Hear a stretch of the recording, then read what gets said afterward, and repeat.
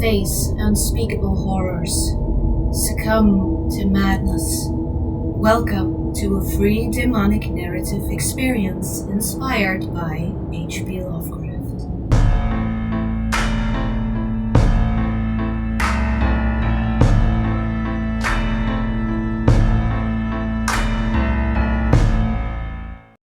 Hi guys, it's Charlie. Welcome back to my channel. Today, it's been a while, but we are gonna play another game. As you can see, I have already loaded it up for a second just to see if it was working because I had some lag going on, but we are gonna start a new game so you get the entire experience. So yeah, here we go. Welcome to Dagon. Dagon is a faithful, interactive adaptation of H.P. Lovecraft's work.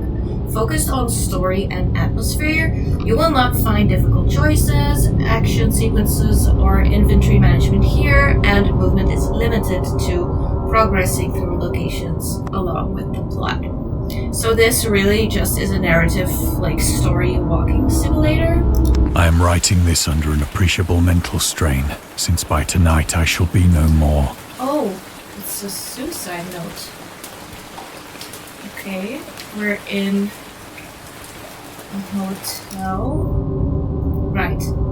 During the game, you will encounter interactive elements. Some of them will allow you to continue your journey. Others reveal interesting facts about the original short story, its historical background, and the author.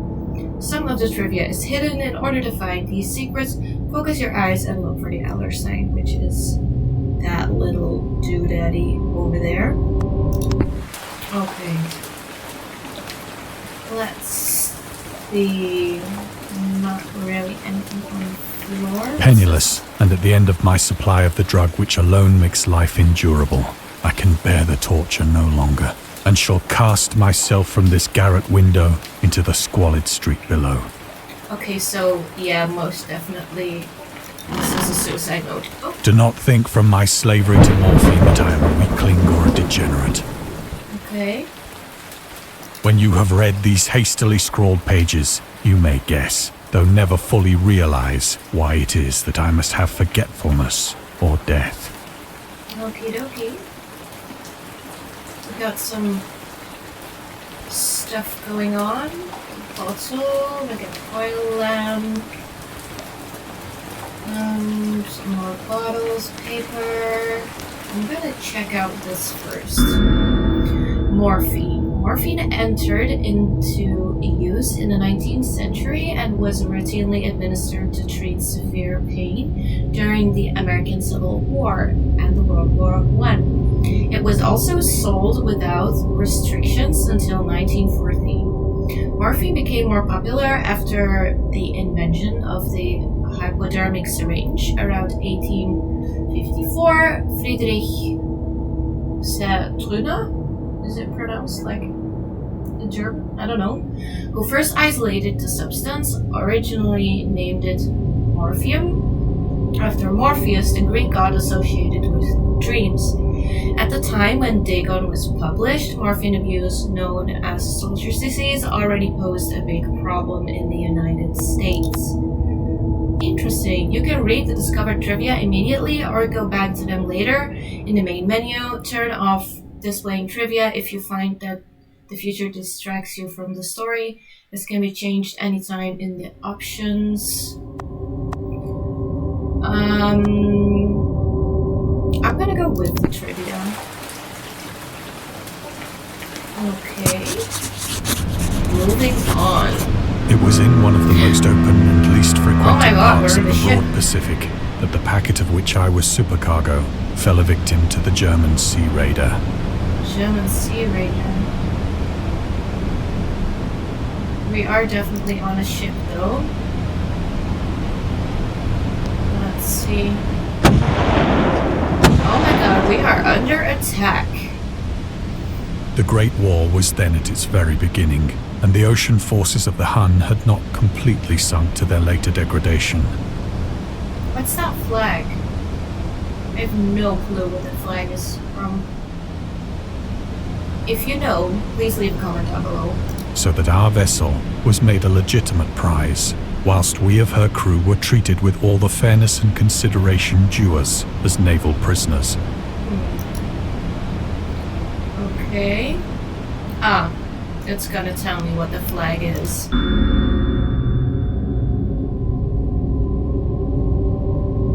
Okay, you know what? I am gonna turn the trivia off. Like, I'm not gonna read it, but you can, like, pause it and read it if you want to. How about that? Let's just do that, okay.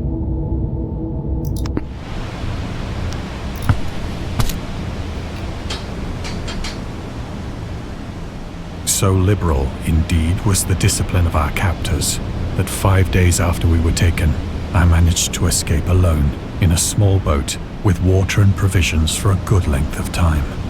Okay. Let's see. Oh, I'm gonna go on this tiny boat, right? Those are my supplies. Yep. When I finally found myself adrift and free, I had but little idea of my surroundings. Yeah, you're in the middle of the ocean. Like, I would be so scared. I don't think I would be able to survive this because I would Never be a too competent scared. navigator, I could only guess vaguely by the sun and stars that I was somewhat south of the equator. What are those noises? There's some noises in the background. They're very vague. I have no clue what that is. Of the longitude, I knew nothing, and no island or coastline was in sight. Oh, this must be so scary. I don't know if you can hear it, but it's like wailing of sorts. The weather kept fair, and for uncounted days I drifted aimlessly beneath the scorching sun, waiting either for some passing ship or to be cast on the shores of some habitable land. Man, I would go insane. I mean, I guess this guy's gonna go insane as well.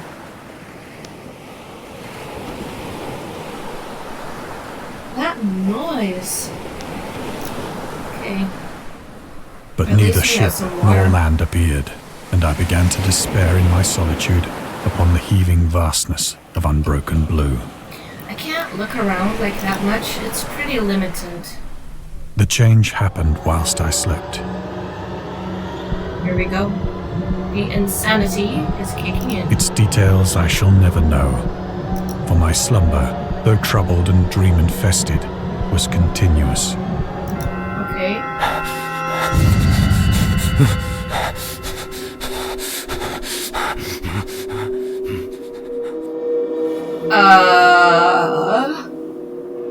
Is that my boat? Are we walking in the middle of the ocean? Oh, that's disgusting. Yeah, okay. No, that is not good. When at last I awoke, it was to discover myself half sucked into a slimy expanse of hellish black mire, which extended about me in monotonous undulations as far as I could see, and in which my boat lay grounded some distance away. Yep, there we go, that is our boat. Though one might well imagine that my first sensation would be of wonder at so prodigious and unexpected a transformation of scenery, I was in reality more horrified than astonished. For there was in the air and in the rotting soil a sinister quality which chilled me to the very core.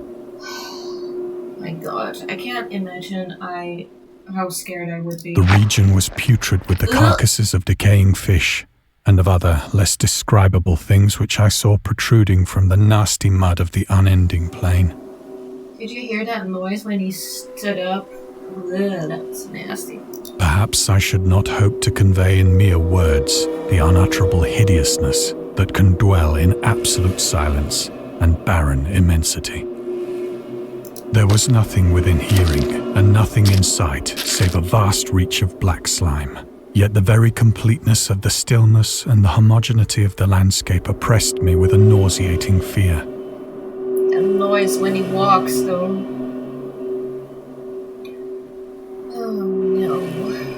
Oh my god. The sun was blazing down from a sky which seemed to me almost black in its cloudless cruelty, as though reflecting the inky marsh beneath my feet. This is disgusting. Look at this guy.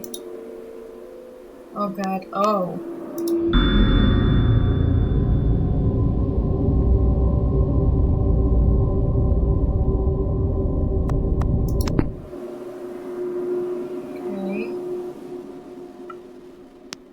Ship. Oh, my ship. That's not the ship. That's my boat. As I crawled into the stranded boat, I realized that only one theory could explain my position. Through some unprecedented volcanic upheaval, a portion of the ocean floor must have been thrown to the surface, exposing regions for which innumerable millions of years had lain hidden under unfathomable watery depths. What's that blob? So great was the extent of the new land which had risen beneath me that I could not detect the faintest noise of the surging ocean, straining my ears as I might. Nor were there any seafowl to prey upon the dead things. Yeah, exactly. There's no seagulls or anything. So nasty. We got something else to look at. For several hours I sat thinking or brooding in the boat, which lay upon its side and afforded a slight shade as the sun moved across the heavens. I don't think I dare to move. I mean, like, where would you go if you were in a situation like this? Also, these creatures look like fossils, like they're so old. This is nasty. As the day progressed, the ground lost some of its stickiness and seemed likely to dry sufficiently for traveling purposes in a short time. Okay. That night I slept but little, and the next day I made for myself a pack containing food and water, preparatory to an overland journey in search of the vanished sea and possible rescue. He's gonna move. Okay, dude. Pack your bags and go. On the third morning, I found the soil dry enough to walk upon with ease. That's crazy. The odor of the fish was maddening, but I was too much concerned with graver things to mind so slight an evil, and set out boldly for an unknown goal. Yeah, I mean, where would you go? You're just gonna walk, I guess. All day I forged steadily westward, guided by a faraway hummock which rose higher than any other elevation on the rolling desert. What are those?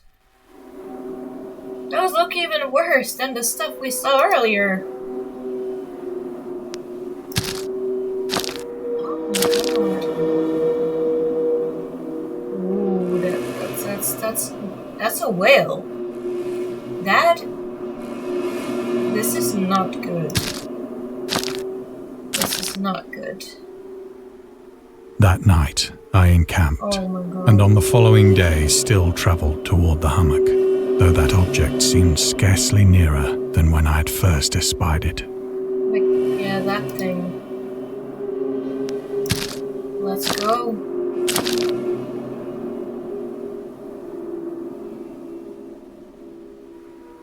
By the fourth evening, Oh my. I attained the base of the mound, which turned out to be much higher than it had appeared from a distance. Isn't it always like that? An intervening valley setting it out in sharper relief from the general surface. Do I have to climb Too weary this? to ascend, I slept in the shadow of the hill. Man, I would not be able to sleep there. I know not why my dreams were so wild that night, Because you're but getting ere the closer to waning the and thing. fantastically gibbous moon had risen far above the eastern plain, I was awake in a cold perspiration, determined to sleep no more. Such visions as I had experienced were too much for me to endure again. Are we And gonna in the go glow of the moon I in the saw night? how unwise I had been to travel by day. How unwise I'd been to travel by day. Without the glare of the parching sun, my journey would have cost me less energy. That does make sense, though. Indeed, I now felt quite able to perform the ascent which had deterred me at sunset. Picking up my pack, I started for the crest of the eminence. Let's go! Wait, my pack. Yeah, I have to pick up my pack. I have said that the unbroken monotony of the rolling plain was a source of vague horror to me. But I think my horror was greater when I gained the summit of the mound and looked down the other side into an immeasurable pit or canyon, whose black recesses the moon had not yet soared high enough to illumine. Can't look lower. I felt myself on the edge of the world, peering over the rim into a fathomless chaos of eternal night. Through my terror ran curious reminiscences of Paradise Lost and of Satan's hideous climb through the unfashioned realms of darkness. I have to go down As the moon climbed higher in the sky, I began to see that the slopes of the valley were not quite so perpendicular as I had imagined. Yeah. Here we Ledges go, guys. and outcroppings of rock afforded fairly easy footholds for a descent. Whilst after a drop of only a few hundred feet, the declivity became very gradual. Okay, that's good.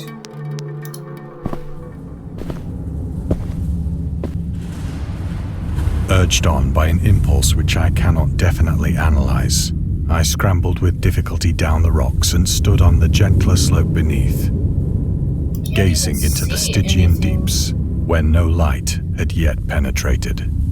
All at once, my attention was captured by a vast and singular object on the opposite slope, which rose steeply about 100 yards ahead of me.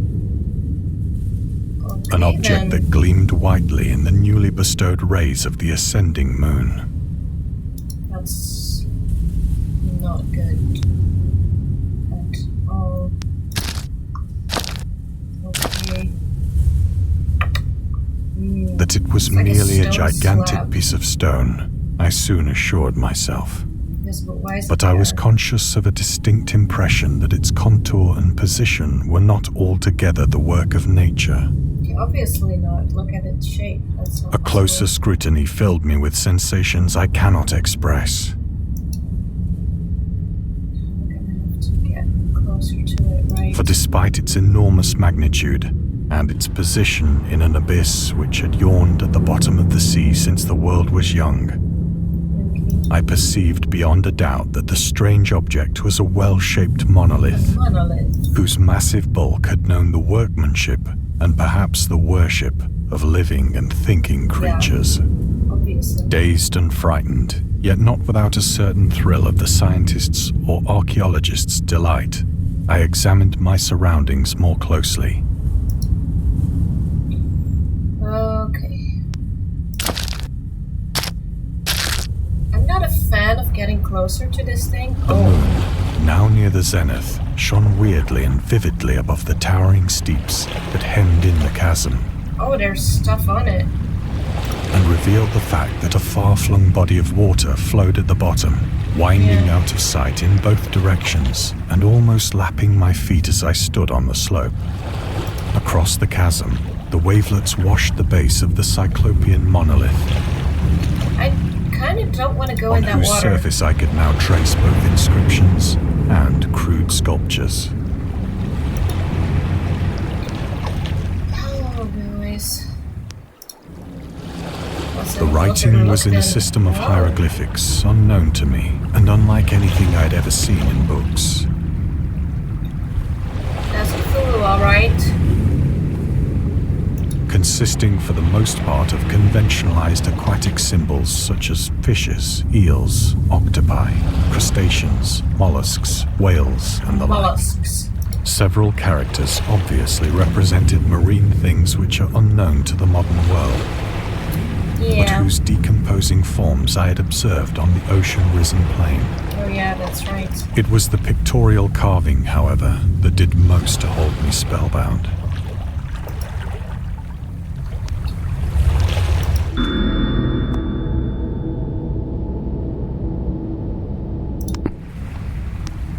Plainly Okay. visible across the intervening water on account of their enormous size were an array of bas-reliefs whose subjects would have excited the envy of a Doré. Yeah, like, those are creatures, and this rectangle is like the stone we're standing in front of, I think. I think that these things were supposed to depict men, at least a certain sort of men, Humanoids. though the creatures were shown disporting like fishes in the waters of some marine grotto, or paying homage at some monolithic shrine which appeared to be under the waves as well. Yeah. Of their faces and forms I dare not speak in detail, for the mere remembrance makes me grow faint. Grotesque beyond the imagination of a Poe or a Bulwer. Your faces, yes. That's a face only a mother could love. They were damnably human in general outline, despite webbed hands and feet, shockingly wide and flabby lips, glassy, bulging eyes, and other features less pleasant to recall. Fishman. Curiously enough, they seem to have been chiseled badly out of proportion with their scenic background. For one of the creatures was shown in the act of killing a whale, represented as but little larger than himself. Oh, damn. I remarked, as I say, their grotesqueness and strange size, but in a moment decided that they were merely the imaginary gods of some primitive fishing or seafaring tribe. Possible. Some tribe whose last descendant had perished eras before the first ancestor of the Piltdown or Neanderthal man was born. Okay. Awestruck at this unexpected Backing up. glimpse into a past beyond the conception of the most daring anthropologist, We have to I end up stood in this water, musing right? whilst the moon cast queer reflections on the silent channel before me. Then, suddenly, I saw it. Where did you see? Oh, something's happening. With only a slight churning to mark its rise to Oh, the no. surface, the thing slid into view above the dark waters. No. Oh my god. Loathsome, it darted like a stupendous monster of nightmares to the marlin. Oh my god. I was not expecting jump scares in this. It's huge. About which it flung its gigantic scaly Oh wings, no. while it bowed its hideous head and gave vent to certain measured We're sounds. fainting.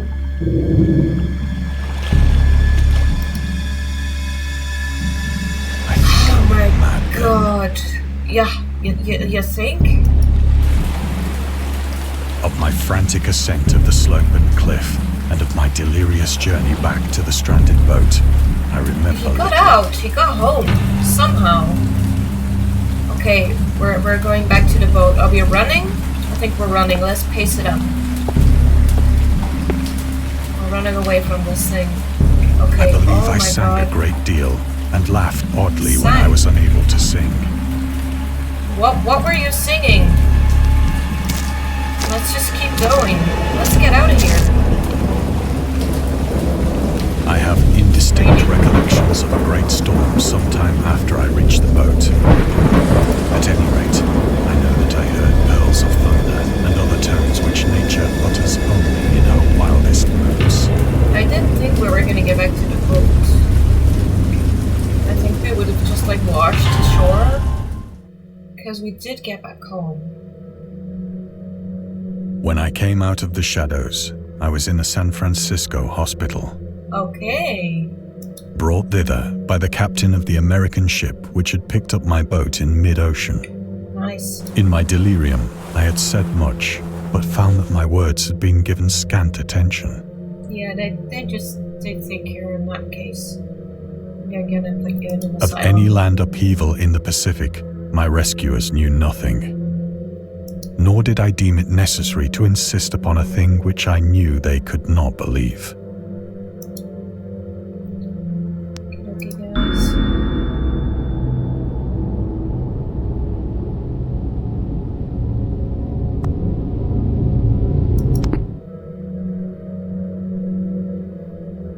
Okay. There's blood on the floor. hope Once it's I not sought mine. out a celebrated ethnologist, and amused him with peculiar questions regarding the ancient Philistine legend of Dagon, the fish god. Yeah. Okay. Right.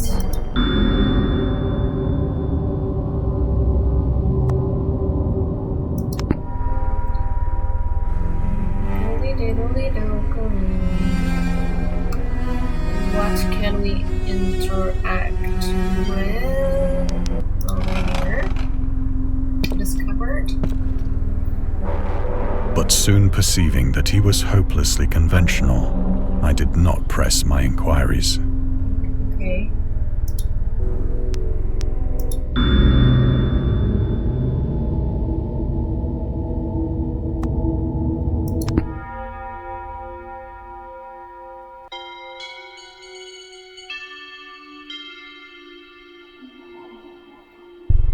Okay.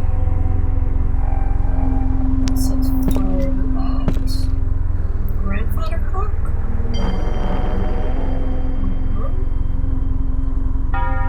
Oh, ma'am. You don't need to stare at me like that. Why are we being led over here if there's nothing here? That's weird. Wait, nothing? Okay. So we'll go to the door then?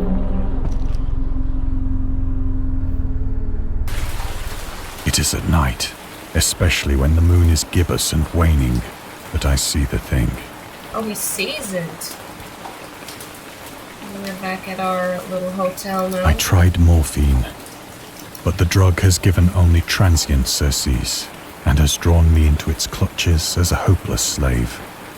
Yeah, so you became an addict. So now I am to end it all, having written a full account for the information or the contemptuous amusement of my fellow men. Something's gonna happen, right? What's this?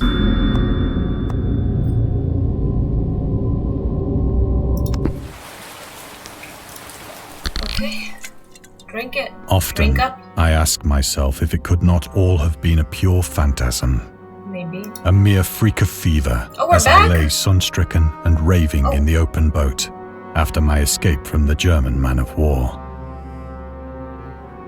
This I ask myself, but ever does there come before me a hideously vivid vision in reply. I cannot think of the deep sea without shuddering at the nameless things that may at this very moment be crawling and floundering on its slimy bed, worshipping their ancient stone idols and carving their own detestable likenesses on submarine obelisks of water-soaked granite. I can relate.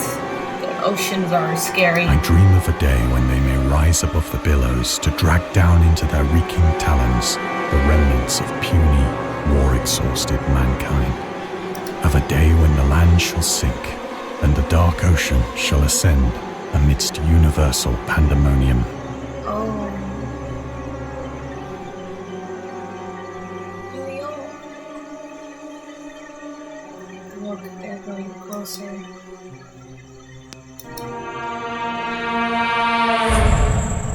This man is delusional. The end is near. Excuse me. No. You have to be kidding me.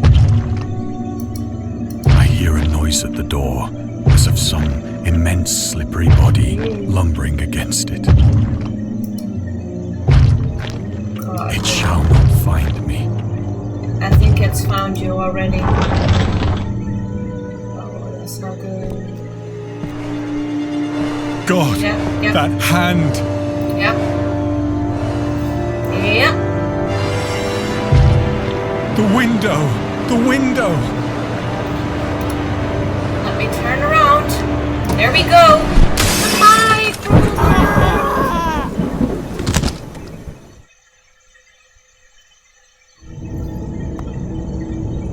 We are dead. Okay. Oh, they have other ones as well. Railway or Dr. Morrison's Nocturnes.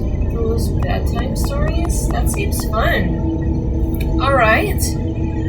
Okie dokie. So that was today's game, guys. I hope you liked it. I think I will be checking out these other ones because, you know, this was quite different than what you would see in any normal game. I don't know if normal per se is the correct word, but you know, it's really a story, like a point and click, something going on. I like that because that means I can't die and I can't get frustrated. I hope you liked it too, and I'll see you guys in the next video. Thank you so much for watching. Don't forget to leave a like and subscribe to my channel, and comment if you want to see me play any of these other ones, because I think that might be cool. So yeah, have a great day. Thank you for watching. Bye.